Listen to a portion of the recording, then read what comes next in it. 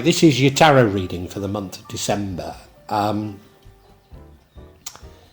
As I was seeing the cards come out, and indeed the readings that I've already completed so far, I get the feeling that these global events that have dominated things for so many months, I wouldn't say are waning, but they're manifesting themselves more in sort of personalised terms. They haven't completely gone away. So I can't tell you at this moment if this is a very personal reading or a reading that's very much influenced by global events. What I would say is I'm very much drawn, if you go to that central card and then go along the top, I'm very much drawn to these three cards here. So the Four of Pentacles, the Five of Pentacles, Four of Cups, Five of Cups, and the Five of Pentacles. So the Four of Cups, which is the central card, so this dominates the entire reading, is you reflecting, taking some time out to reflect on things. Now, there's no harm in doing that, but if you see the card behind his head is another cup, so you are missing opportunities as a result. And normally I wouldn't see it as a bad card. And if, other tarot readers will tell you there's no good and bad, which is true. But if we move on to the next card, which is the card that leads to the outcome, it's the Five of Cups, whereby you're somewhat depressed. It's a glass half empty card. So it's, whereas the Four of Cups is sort of neutral, this is swinging more to pessimism, seeing things negatively. And then the card that would change the outcome, the Five of Pentacles, is the card of poverty or feeling by yourself. Let's look at the other cards. Bottom right hand corner, that's the past. Two of Swords, an important decision to make. We don't know what it's about. Your current energy, the Six of Wands, presumably you took the right decision because now you're scoring some victories, but you are making some people. No, you're not. You're getting public recognition for it. I was going to say you're making people jealous, but you're not necessarily. You're getting public recognition for these victories. And we then, in the future, have the Three of Wands, which is you planning a course of action. And the ending, which if you remember comes from your pessimistic attitude, you end up with the King of Wands, an entrepreneurial king, a king that does things, a powerful king, but a king that actually is very much a doer. So I think this pessimism has sent you into action. And remember, we've got the Three of Wands, the action planning card. It's made you act. So maybe this reflection and pessimism was a necessary thing. I'm not sure. But it looks interesting. It looks interesting, Gemini. So do stay around to listen to what we make of it.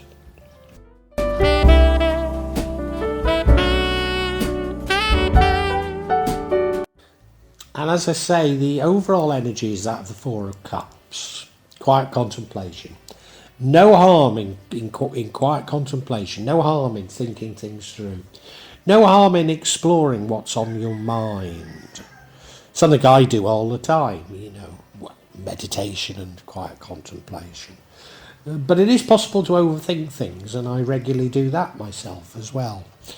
And what you do as a result of sort of internally looking at things is you miss out on opportunities. And if you look, well, he's focusing on those three cups and can't see the cup behind him, which looks divine. So is this about a missed opportunity? It could be. Certainly this energy runs throughout the entire reading, so I need to be mindful of it. But I don't see it as I don't take it negatively. I think it's often a good thing to do. You're probably aware that a cycle has ended and a new one's begun, and you need to make sense of things.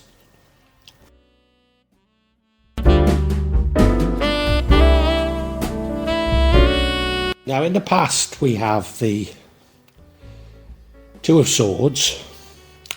You have an important decision to make, but it's a difficult decision. Both seem equally good or equally bad. To a certain degree, you're unable to make this decision, but you must make it because you can't see the truth. You don't have the full information. But so often, well, probably always, we have to take decisions with imperfect information. And we have to just take the decisions and stick with them. Not regret it, just move forward. And I think that's what you do in these circumstances. You do take the decision, be it good or bad. And I think you probably took the right decision. So, yeah, it would have been a worrying time for you, but I'm sure you've done the right thing. I wonder if this contemplation is you looking back over it and thinking, did I do the right thing? But you shouldn't really do that. It's better to just say, well, we move on now. That was the decision I took.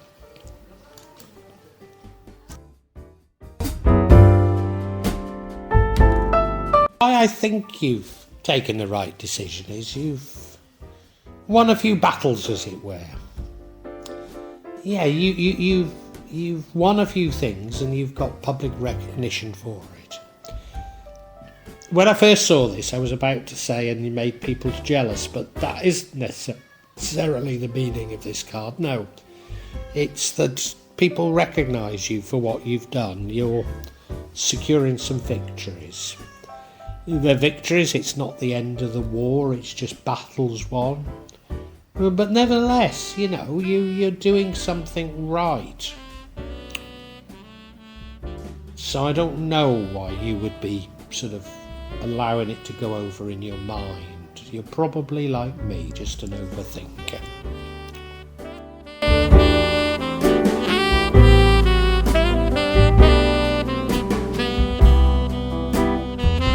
Future energy is the Three of Wands. This isn't just planning, this is real action planning. It's saying, okay, I've looked at different alternatives, which to a certain degree you wear in the Two of Swords. But I've looked at different alternatives and I'm drawing up an action plan of what I should do. It might be something quite radical. I mean, you can see he's looking overseas, so it's sometimes thought that it means that you're moving, and it could mean that, but it's very often that you're considering something that is a big departure from what you're used to. But you know, you're putting in the time to do this real planning. Now, of course, you are depressed later. I wonder if you're depressed because of none of these alternatives seem that attractive and you're having to consider something quite radical. I wonder. Yeah, I wonder if things aren't going so well for you, despite you having some victories. And you're having to consider something that's a big departure for you. That would make sense. And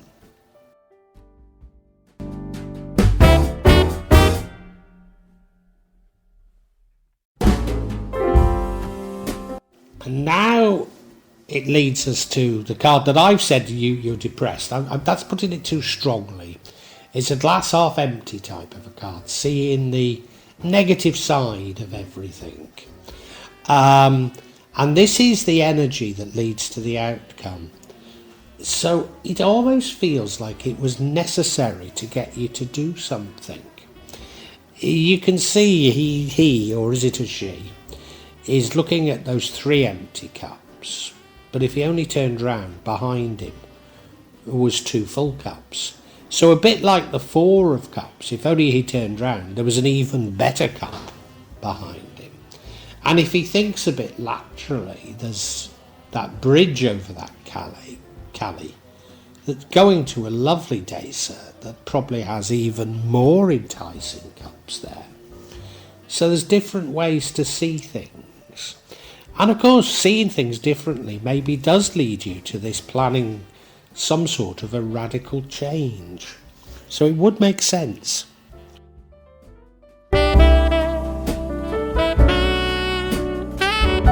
What change the outcome is the Five of Pentacles. It's a card of poverty or no friends. It's often more a feeling of poverty than an objectively poverty. So I wonder if we juxtapose the sort of slightly pessimistic, the glass half full attitude with this attitude. And I suppose the glass half full attitude is seeing things on the negative side, but recognising that maybe something can be done. Whereas this is sort of acceptance of poverty, acceptance of your inability to do things, as it were. I wonder if that's how we should be looking at it, because if we go with this poverty mindset, then I don't believe we act. And this is all about acting. This is all about you thinking things through and doing something, which I see as entirely positive. But can you see the difference in these two mindsets? One is saying, well, things aren't looking so good, and the other is really saying things are looking pretty impossible. I'm downtrodden, there's nothing I can do. I say that about this card, but of course they're passing a chapel with a stained glass window and there's light coming out of it. So even at the darkest hour, there is always hope.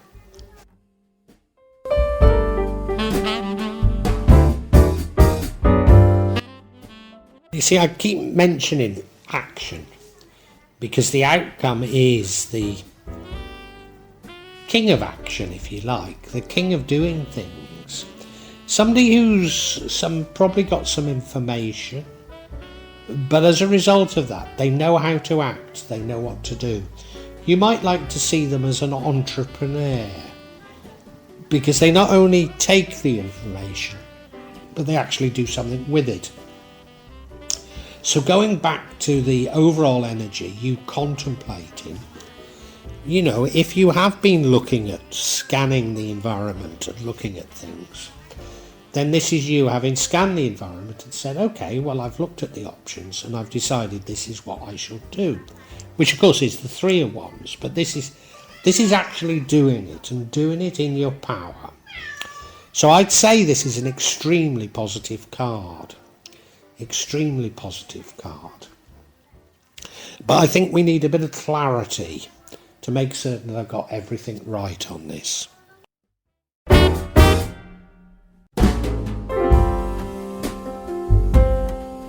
Now I'm going to get clarity on this sort of glass half full card. The first card we get is that of the Empress. I've got to say, this month we've been getting Empresses in strange situations. I don't fully understand it. The second card is the Four of Chalices again. So your contemplation has led you to being more pessimistic. And the final card is the Page of Chalices, Page of Cups. Looking for creative solutions. I don't get it. I don't get it. Let's look at each individually.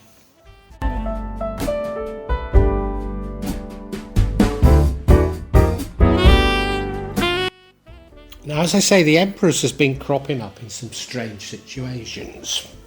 I'll tell you what I make of it. It's based partially on other people's readings or other signs' readings during the month of December. But let me first of all tell you what the Empress means. I mean, she's the Earth Mother. She's very much in touch with nature.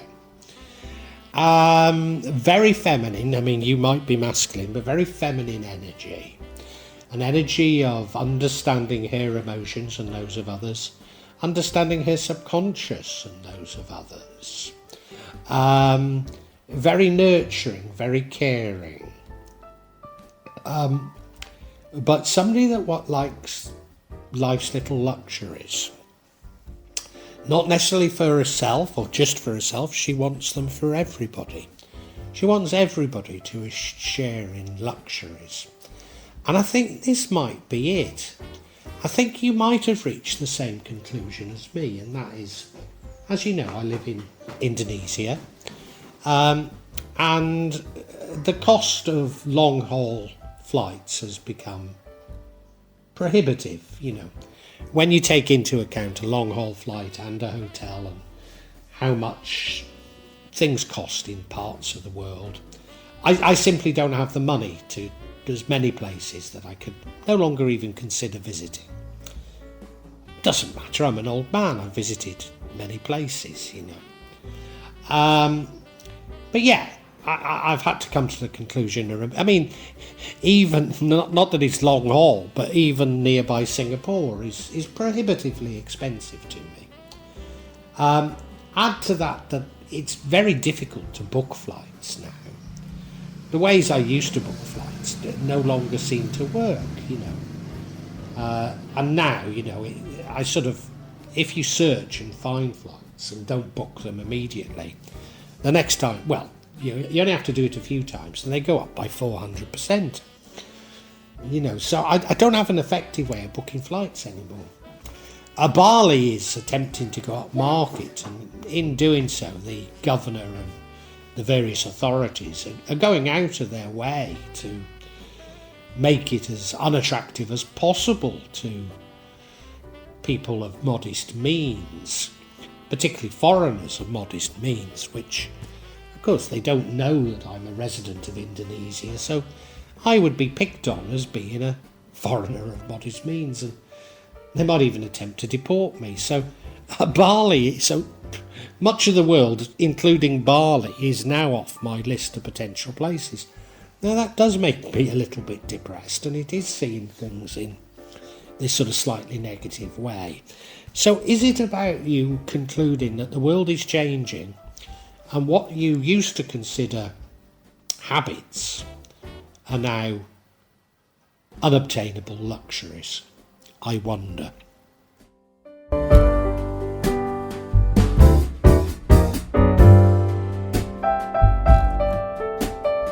And this feeling comes about from you having given full consideration to it, looked at things.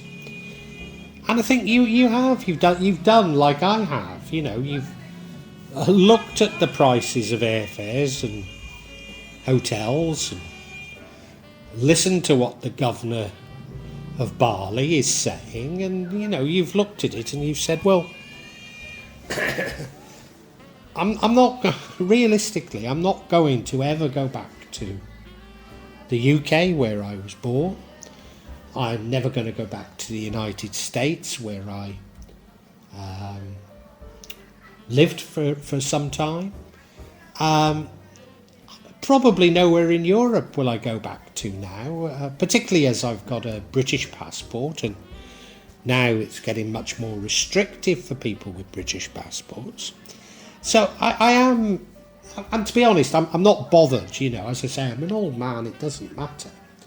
So I am restricting myself largely to Asia, and probably Southeast Asia at that, excluding Bali.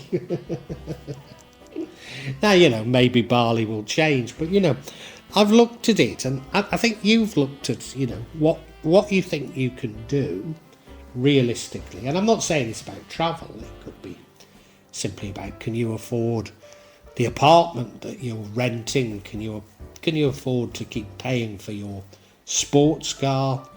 Can you keep affording to go out and eat at expensive restaurants? I don't know what it is. Or can you continue with your hobby, which is expensive. It's something like that you're saying to yourself that I'm going to have to cut back. And yeah, it is a bit depressing. It is a bit depressing. I'm not going to sugarcoat it.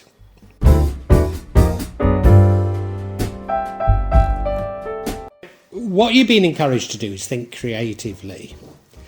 And I think that's what you've got to do. And I can only illustrate it with my sort of travel restrictions, as it were. So whilst we can't go to Bali, I've always loved a few days in Jogja. Now, it's not by the beach, but we don't spend any time on the beach really in Bali. But I suppose what we enjoy eating out, which is what we do in Jogja. We just, to be honest, we stay at the Hotel Phoenix, which is just wonderful. And I can quite happily spend all day in my room at the Hotel Phoenix. I really can. So, it's an alternative, and we were there a few weeks ago, very enjoyable. Then at Christmas, we were going to take the girls to Bali for Christmas and the New Year, but it just proved too expensive and difficult, so we went to Bangkok, and I think we had a much better time than we would have had in Bali. Probably the overall cost was about the same, even though, we live in Jakarta, so much further, but yeah, we went to Bangkok and it was fine. So you're being urged to think creatively rather than looking at things as they have been. And I think we can summarise for you now.